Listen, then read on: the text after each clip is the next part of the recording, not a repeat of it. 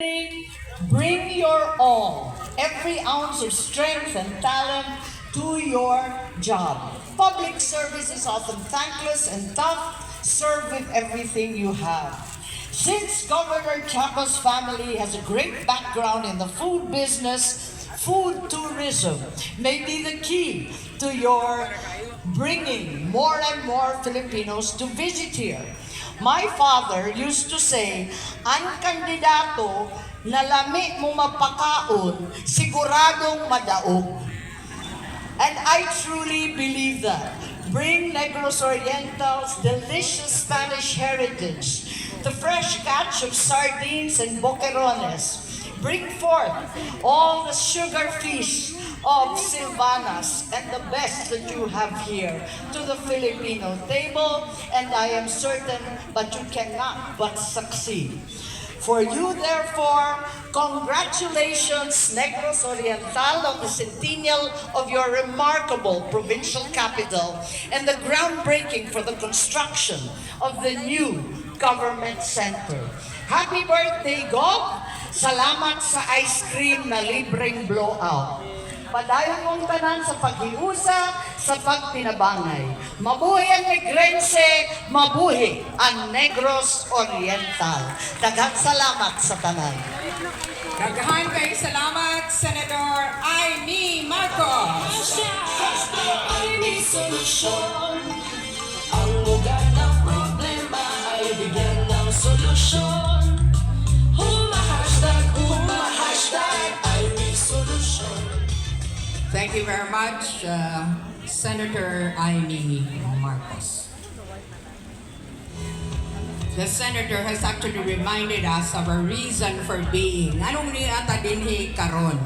O kinahanglang dili nato nakalimtan kung ano nga kita ani dinhi karon sa pagsaulog. Ug tagaan nato og dakong pasidungog.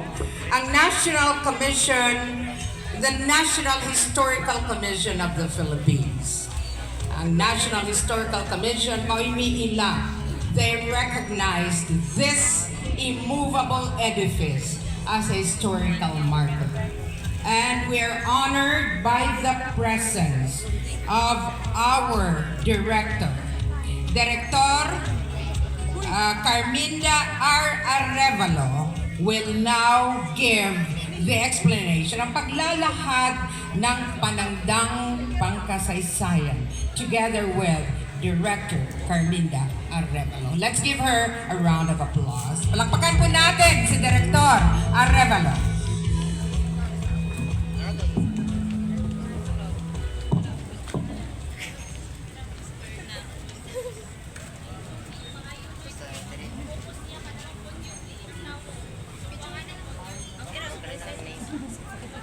Senator Amy Marcos,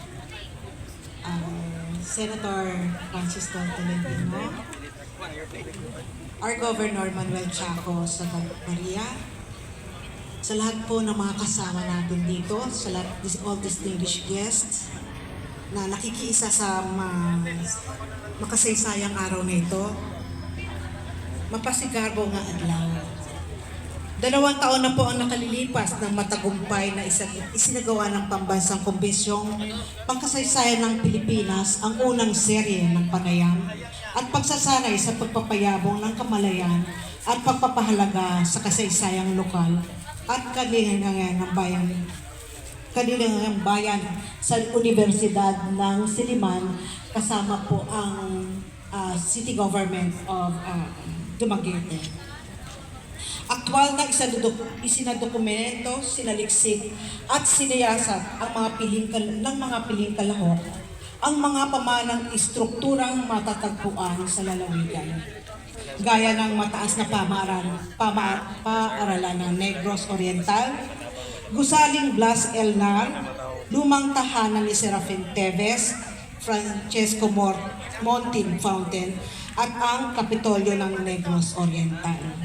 Sa makatuwid po, ang saksihan po nating paghahawi ng tabing ay bahagi po ng pagpupunyagin ito. So napapanahon po ang okasyon ito sapagkat ipinagdiriwang din po natin ang Heritage Month ngayong May. Gayon din po ang centennial po ng Capitol Building.